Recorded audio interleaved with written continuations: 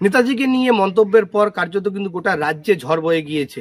এবার কিন্তু নিজের সেই বক্তব্য থেকে কার্যত 180 ডিগ্রি সরে দাঁড়ালেন কোচবিহারের রাজ্যসভার সাংসদ অনন্ত মহারাজ তথা গেটা সুপ্রিমোর এই মন্তব্য, যে নেতাজিকে নিয়ে তার যে মন্তব্য ছিল, সেই মন্তব্যকে নিয়ে কিন্তু ইতিমধ্যেই গোটা রাজ্যে একেবারেই বিভিন্ন মহলে সরগরম পৌঁছে গেছে। একদিকে যেমন গেটারপন্থী যারা সাধারণ মানুষ, তারা বা অনন্তপন্থী যে মানুষগুলো রয়েছে, তারা অনন্ত মহারাজকে সমর্থন করে, তারা যেমন নেতাজিকে ব্যঙ্গ করে, কটূক্তি করে সোশ্যাল মিডিয়ায় বিভিন্ন পোস্ট করছিল।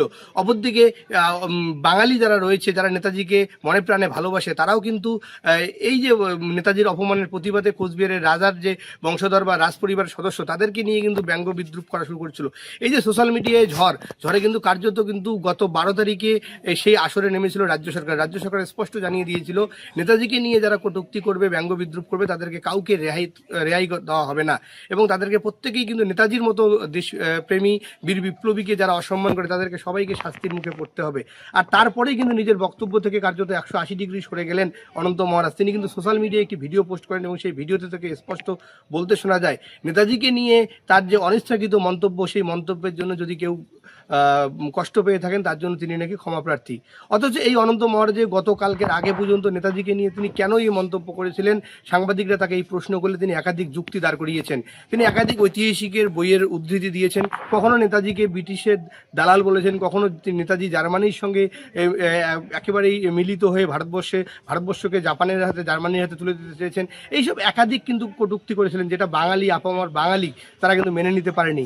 আর তারপরেই কিন্তু গতকাল থেকে কার্যত কিন্তু গোটা রাজ্য জুড়ে পুলিশের ধরপাকড় শুরু হয়। যারা একেবারেই নেতাজিকে নিয়ে কটূক্তি করে, তাদের বিরুদ্ধে কিন্তু পুলিশের এই ধরপাকড় চলে।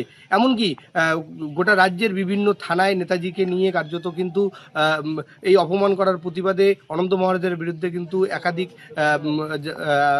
অভিযোগপত্র দায়ের হয়। আর তারপরেই কিন্তু গতকাল রাতেই কিন্তু অনন্ত মহারাজ এই ভিডিও কিন্তু সামাজিক মাধ্যমে দেন, এবং সেখানে তিনি নিজের ভুলের জন্য ক্ষমা প্রার্থনা করেন।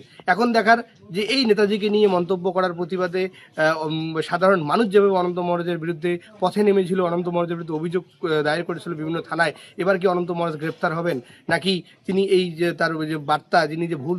নেতাজির প্রতি সম্মান জানিয়ে বলছি, নেতাজি সম্পর্কে আমার অনিচ্ছাকৃত কিছু বক্তব্যের জন্য কেউ যদি মানসিকভাবে আঘাত পেয়ে থাকেন, তার জন্য আমি আন্তরিকভাবে দুঃখিত।